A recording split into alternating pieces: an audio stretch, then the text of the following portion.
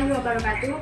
Kami mahasiswa dari Sekolah Tinggi Agama Islam Salahuddin Pasuruan, Fakultas Agama Islam, Prodi Pendidikan Agama Islam, semester 4, kelompok 7.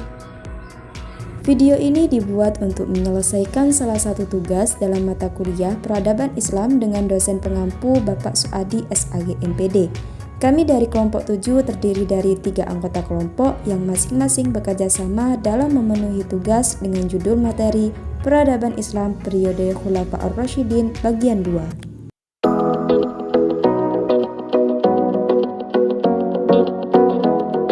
Sebelum kami masuk ke pembahasan lebih lanjut, izinkanlah kami memperkenalkan diri terlebih dahulu. Yang pertama ada Durratun Nafisah dengan NIM 4111723043 dan selanjutnya ada Lailatul Muharramah dengan NIM 4111723009 dan yang terakhir saya sendiri Doniatul Hasanah dengan NIM 4111723054. Baiklah, kami dari kelompok 7 akan mempresentasikan materi dengan judul Peradaban Islam Periode Khulafa'ur Rasyidin Bagian 2. Siapa itu Khulafa'ur Rasyidin? Khulafa'ur Rasyidin adalah 4 khalifah pertama dalam Islam yang dianggap sebagai pengganti Nabi Muhammad SAW setelah beliau wafat. Mereka adalah sahabat-sahabat terdekat Nabi yang dikenal dalam membela ajaran beliau. Kekhalifahan Rasyidin dimulai pada tahun 632 Masehi dan merupakan pemerintahan terbesar saat itu. Kekhalifahan ini berkembang luas dari Jazirah Arab ke Levant, Kaukasus, Afrika Utara, Iran, dan Asia Tengah. Nama Khulafa'ur Rasyidin ini diberikan oleh orang-orang Muslim yang dekat dengan Nabi Muhammad karena mereka melihat 4 tokoh tersebut selalu mendampingi beliau dalam masa dakwahnya. Siapa saja 4 khalifah itu? Yang pertama ada Khalifah Abu Bakar As-Siddiq, yang kedua ada Khalifah Umar bin Khattab, yang ketiga ada Khalifah Utsman bin Affan, dan yang terakhir ada Khalifah Ali bin Abi Thalib. Mari kita simak biografinya satu persatu. Yang pertama ada Sayyidina Abu Bakar As-Siddiq. Beliau yakni Abdullah bin Abi Quhafa At-Tamimi yang juga dikenal sebagai Abdullah bin Ka'bah sebelum namanya diubah oleh Nabi Muhammad menjadi Abdullah. Beliau adalah sahabat Nabi yang terkemuka. Beliau dijuluki Abu Bakar yang berarti bapak orang yang bangun pagi karena ia memeluk Islam di pagi hari. Ia mendapat gelar As-Siddiq karena selalu menegaskan kebenaran Nabi, khususnya mengenai peristiwa Isra Mi'raj. Karena sifatnya yang dapat dipercaya, Nabi sering memilihnya untuk saat-saat dan tugas-tugas penting, mempercayakan kepadanya tanggung jawab keagamaan ketika beliau tidak dapat hadir. Yang kedua ada Sayyidina Umar bin Khattab. Nama lengkapnya adalah Umar bin Khattab bin Nufail. Beliau berasal dari suku Quraisy yang mulia. Beliau lahir di Mekah 4 tahun sebelum Nabi Muhammad. Sayyidina Umar memeluk Islam 5 tahun setelah dakwah Nabi dan menjadi salah satu sahabat terdekat Nabi Muhammad. Ia membantu menyelesaikan masalah rumit tentang kepemimpinan setelah wafatnya Nabi dengan mendukung Sayyidina Abu Bakar sebagai khalifah yang baru. Ia memperoleh penghormatan besar dan sering memberi nasihat. Abu Bakar mengangkat Sayyidina Umar sebagai penggantinya setelah ia wafat. Yang ketiga ada Sayyidina Utsman bin Affan. Nama lengkap beliau adalah Utsman bin Affan bin Abu Al-As bin Umayyah bin Abdul Syams bin Abdul Manaf bin Qusay Al-Amawi Al-Quraisy. Lahir pada tahun kelima setelah kelahiran Nabi Muhammad SAW. Beliau lahir 6 tahun setelah tahun gajah. Ibunya bernama Arwa binti Quraisy bin Rabi'ah bin Habib bin Abdul Syams. Nenek dari pihak ibu bernama Al-Baidah bin Abdul Muthalib, bibi Nabi Muhammad, yang merupakan saudara kembar Abdullah, ayah Nabi Muhammad. Sayyidina Utsman dikenal sebagai orang yang pandai menjaga kehormatannya, pemalu, dan memiliki budi pekerti yang baik. Ia terkenal karena kelembutan hatinya, kedermawanannya, dan juga kesabarannya. Dan yang terakhir ada Khalifah Ali bin Abi Thalib. Beliau lahir di Mekah dan merupakan sepupu Nabi Muhammad SAW. Ayahnya bernama Abdul Manaf atau juga dikenal sebagai Abu Thalib. Ibunya bernama Fatimah binti Asad. Dan nama lengkap beliau adalah Ali bin Abi Thalib bin Abdul Muthalib. Beliau memiliki banyak kelebihan termasuk karakter yang energik, kebijakan yang baik, keberanian, kebijaksanaan, dan pengetahuan hukum. Ia dikenal karena kecerdasannya dalam agama dan menjadi teman sejati, serta lawan yang murah hati.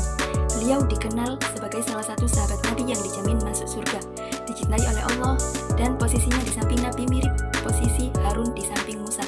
Cintanya kepada Sayyidina Ali menunjukkan keimanan, sementara kebencian terhadapnya menunjukkan kemunafikan.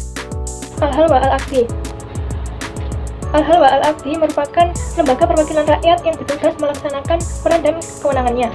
Tugasnya adalah ahlu ikhtiar untuk menyelesaikan masalah-masalah kenegaraan, membuat undang-undang yang berkaitan dengan kemaslahatan umum, dan menjalankan peran konstitusional dalam menentukan pimpinan tertinggi negara. Adapun beberapa lembaga yang disebut dengan Ahluhal wal Aqdi ini diantaranya yaitu A. Majelis Syuro atau Dewan Pertimbangan terdiri atas 3 dewan, yaitu Dewan Pertimbangan Tinggi, Pertimbangan Umum, dan Dewan Pertimbangan Tinggi dan Umum yang terdiri atas beberapa sahabat antara Ansor dan Muhajirin yang dipilih untuk membahas masalah-masalah tertentu.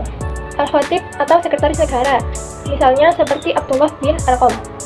Lalu Nizamul Mali atau Departemen Keuangan. Lembaga ini menangani masalah-masalah keuangan yang termasuk di dalamnya pendapatan dari pajak tanah, rampasan perang, pajak, FAI, dan lain-lain. Nizamul Idari atau Departemen Tata Usaha. Lembaga ini bertujuan untuk memperlancar pelayanan kepada masyarakat. Yang terakhir, Departemen Kepolisian dan Garda yang bertugas untuk menjaga stabilitas dan keamanan negara. Sistem politik. Pada masa Umar bin Khattab berlangsung aneksasi cepat di wilayah Irak, Iran, Syria, Palestina, dan Mesir yang menjadikan kekuasaan besar di dunia. Hal ini juga mempercepat perkembangan administrasi pemerintahan. Pada masa pemerintahan Umar ini, ia mengembangkan sistem pemerintahan yang sudah ada, yaitu sistem baru untuk gaji dan pajak. Ia juga membentuk pengadilan untuk memisahkan antara yudikatif dan eksekutif, serta membangun kantor polisi. Umar berhasil mengelola pemerintahannya dengan membagi kekuasaan, di mana ia memegang jabatan eksekutif, hakim untuk yudikatif, dan majelis untuk legislatif. Lalu, pada masa Umar bin Khattab ini, penunjukan penjabat berdasarkan musyawarah dan adanya pembentukan berbagai badan negara termasuk lembaga dakwah, kesehatan, pemerintahan, administrasi, dan penegakan hukum. Ghanimah. Ghanimah adalah harta yang dirampas oleh orang-orang Islam dari tentara kafir dengan jalan perang. Pembahasan tentang ghanimah ini sudah dijelaskan dalam firman Allah, Quran Surat Al-Anfal ayat 41. Pada masa Umar bin Khattab mengenai pembagian ghanimah untuk kerabat Rasul dipergunakan untuk kemaslahatan umat seperti biaya persiapan perang, persediaan kebutuhan negara, dan untuk memperkuat dan memperkokoh kedudukan negara. Sedangkan bagian untuk orang fakir miskin dan ibnu sabil yaitu tetap seperti pada masa Rasul dan tidak mengalami perubahan pada masa Khalifah Umar bin Khattab ini. Penaklukan atas tanah-tanah, Khalifah Umar tidak membagi kepada kaum muslimin, tetapi tetap membiarkan tanah tersebut pada pemiliknya dengan syarat membayar kharaj dan jizyah. Ijtihad Umar terkait ghanimah ini menimbulkan pro dan kontra antara para ulama. Kontekstualisasi ijtihad Umar bin Khattab dikarenakan banyak perubahan kebijakan akibat timbulnya kepentingan-kepentingan baru dan perubahan-perubahan adat dan kebiasaan lama, maka tidak heran jika perubahan-perubahan tersebut akan berakibat pada perubahan hukum dalam suatu kondisi tertentu. Selanjutnya, peradaban Islam pada masa Sayyidina Utsman bin Affan dan Sayyidina Ali bin Abi Thalib. Pertama, ada penetapan Mazhab Utsmani. Pada masa kepemimpinan Khalifah Utsman bin Affan, perluasan wilayah Islam menyebabkan keberagaman populasi Muslim dan munculnya perbedaan dalam bacaan Al-Quran karena berbagai guru di daerah yang berbeda. Perbedaan ini menimbulkan perdebatan dan bahkan tuduhan kekufuran. Menanggapi laporan Huzaifah tentang masalah ini, Utsman mengambil tindakan dengan meminta manuskrip Al-Quran asli dari Hafsah. Beliau kemudian menugaskan beberapa sahabat untuk membuat salinan Al-Quran yang baku berdasarkan dialek Quraisy. Manuskrip standar ini kemudian digandakan dan didistribusikan ke berbagai wilayah untuk menyatukan umat Islam dan mengurangi perselisihan. Sementara versi lain dimusnahkan. Tindakan ini dianggap sebagai keberhasilan penting Utsman dalam menyatukan komunitas Muslim secara global. Kemudian ada akar konflik politik dan teologi. Permasalahan awal dalam Islam bukanlah teologi, melainkan politik, yang kemudian memicu perkembangan isu teologi. Konflik politik pada masa Khalifah Ali bin Abi Thalib ini menjadi pemicu. Awalnya Ali berhasil mengusir pasukan Muawiyah, namun karena kelicikan Amr ibnu Al-As, Ali menerima tawaran damai melalui arbitrase yang merugikannya dan menguntungkan Muawiyah. Keputusan Ali menerima arbitrase ini ditentang oleh sebagian tentara yang berpegang pada prinsip la hukma illa lillah, yang artinya tidak ada hukum selain hukum Allah. Sehingga mereka meninggalkan Ali dan membentuk kelompok Khawarij yang menganggap Ali telah melakukan dosa besar. Akibatnya, pasukan Ali terpecah menjadi pendukungnya, yaitu Syiah, dan penentangnya, yaitu Khawarij. Ali menghadapi dua musuh, Khawarij dan Muawiyah, sehingga akhirnya beliau dibunuh oleh Ibnu Muljam. Konflik pada masa Ali bukanlah antara Ahlus Sunnah dan Syiah, melainkan konflik internal sesama Ahlus Sunnah. Syiah baru muncul sebagai kelompok yang menjadikan Ali sebagai simbol utama mereka di kemudian hari. Isu politik ini kemudian melahirkan teologi dalam Islam. Kelompok Khawarij memandang keputusan Ali menerima arbitrase ini sebagai pelanggaran hukum Allah yang dapat menyebabkan kekafiran. Pada masa Ali, umat Islam terpecah menjadi 3 kelompok, yaitu Ahlus Sunnah wal Jamaah, Khawarij, dan pendukung Bani Umayyah yang memerangi Ali. Sekian dari kami kelompok 7.